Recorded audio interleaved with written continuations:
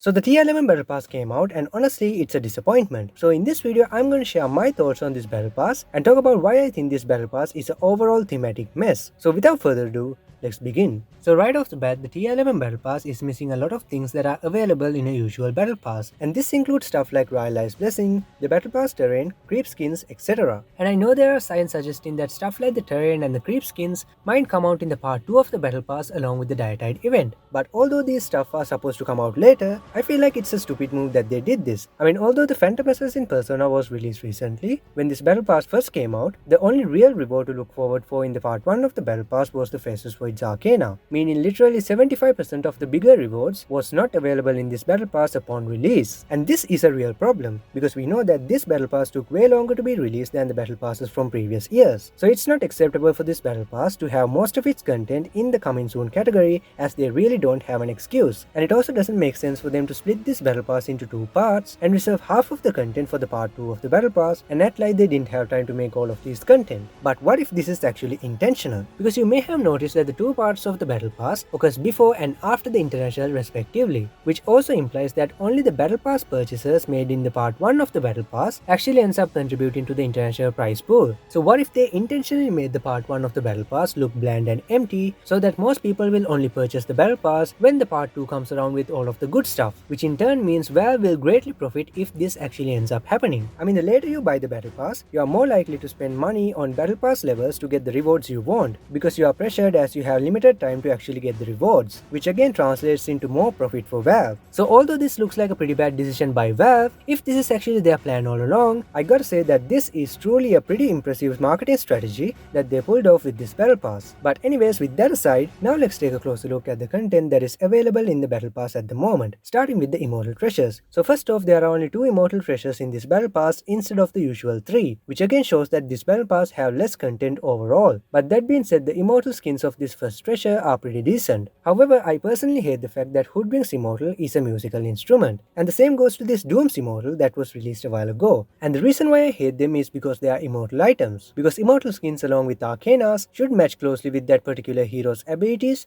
theme and lore, and these immortals fail to do that, because we do know that both of these heroes have no connection to sound or music in any way. So thematically, it just makes no sense for these heroes' immortal weapons to become musical instruments all of a sudden. And yes, I do know that the lore of this Hoodwink's Immortal does hint that she killed the previous owner of this loot, and although this action fits her character, a musical instrument weapon still doesn't make any sense on Hoodwink, and this mismatch is even more apparent if you look at Doom's Immortal, because we do know that Doom is Lucifer, so him playing a guitar basically reduces the literal Lord of Hell into a simple joke, and this is a real problem when it's happening because of an immortal item. And don't get me wrong, I'm not saying light-hearted skins like this don't belong in Dota 2 or anything like that, but if Valve really wants to make these light-hearted joke skins, they should have made a separate category for these kind of skins so that immortal items can continue to be the serious low-rich skins that they are supposed to be. But sadly, looking at these immortals, it seems to be a start of a trend, and I'm really disappointed with this trend, because if this continues, immortal skins will lose their thematic value overall. So I really think this should stop before it gets out of hand. But anyways, with that disappointment out of the way, now let's talk about the Faceless Void's Arcana. And looking at this Arcana, it seems like a lot of the predictions I made on the Faceless Void's Arcana in the Battle Pass prediction video I did a while back actually turned out to be true. Because just like I predicted, the 2 alternate colors of this Arcana did turn out to be dark purple and green and light purple and blue respectively. And on top of that, this Arcana did turn out to be inspired by the appearance of the Dota 1 Faceless Void, just like I predicted. And I'm really happy that I got these predictions right. And personally, as a Dota 1 player, the fact that this Faceless Void's Arcana and the Racer's Arcana are based on their Dota 1 counterparts brings back a lot of memories from the Dota 1 days. So I might be biased about liking both of these Arcanas because of the nostalgia factor. And I know that it seems like Valve is using nostalgia as a cheap way to sell these Arcanas. And although this is obviously one of the reasons, I don't really think it's the sole reason. Because personally, I think these Arcanas being inspired by Dota 1 are actually signs of the upcoming Great Confluence. Because in a previous video I did on this channel, I did prove that the Dota 1 inspired content like these Arcanas are signs of the Dota 1 and the Dota 2 realities merging together as a result of the Great Confluence. And you guys can go check out that video to know exactly why I say this is the case. Links in the description.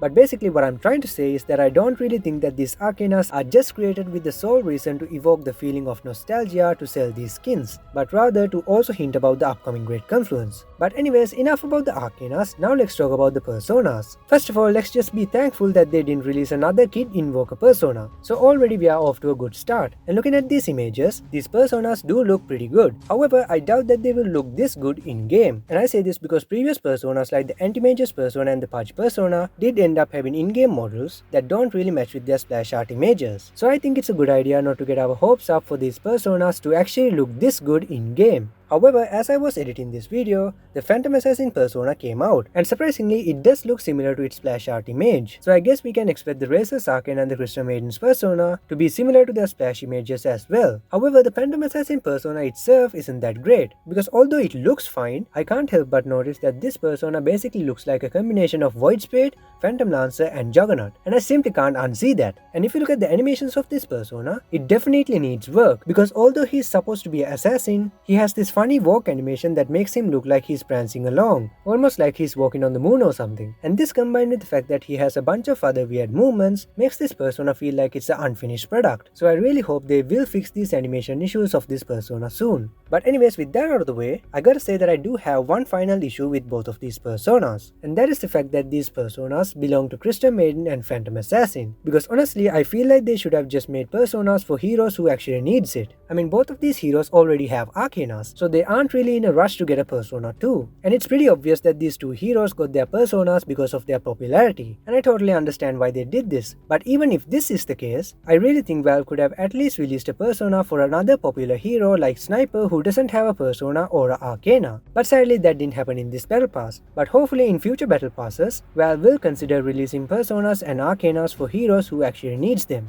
But with all of that aside, now let's talk about the overarching problem that I think this battle pass has, and that is the fact that this battle pass is a thematic mess. I mean, just think about it. This year's Halloween Dietide event seems to be based on Christmas like a Frostiverse event, and it has an overall ice and snow theme. And this doesn't match with the fact that the battle pass itself and all of these other rewards have a hellish lava theme. And what's more is that this hell themed battle pass have a cute fairy hamster courier, a murder squirrel with a musical instrument, and Rift Scuttlers from League as tower skins for some reason. So as you can see, this battle pass is an overall thematic mess, and I really don't know what Valve was thinking when they created this battle pass and all of its rewards. And this coupled with the fact that this battle pass having less content than a usual battle pass makes this battle pass an overall disappointment. However, there is one way that this battle pass might be redeemed, and that is from this Candyworks shop that is going to come out with the part 2 of the battle pass, because it says that you can actually trade these candies for immortals and arcanas. So what if this Candyworks rewards also includes immortals and arcanas that are no longer purchasable, like the Legion Commander's Prestige Immortal or the Earthshaker's Arcana? But since this is all just speculation, we can't really be sure if these skins will be available in Candyworks. So I guess only time will tell if this Candyworks shop will allow this battle pass to redeem itself and actually turn itself into a decent battle pass in the end. But anyways, that's it for this video guys. If you guys like this video, don't forget to like, share and subscribe and turn on notifications for more videos like this, and comment down below and let me know what you guys think about the TI11 Battle Pass, because I would love to know what you guys think. And also don't forget to watch the other videos that I mentioned in this video, like the Dota 1 alternate universe theory video I made a while back, and I'll leave the links for all of the related videos in the description box below so you guys can check them out if you like.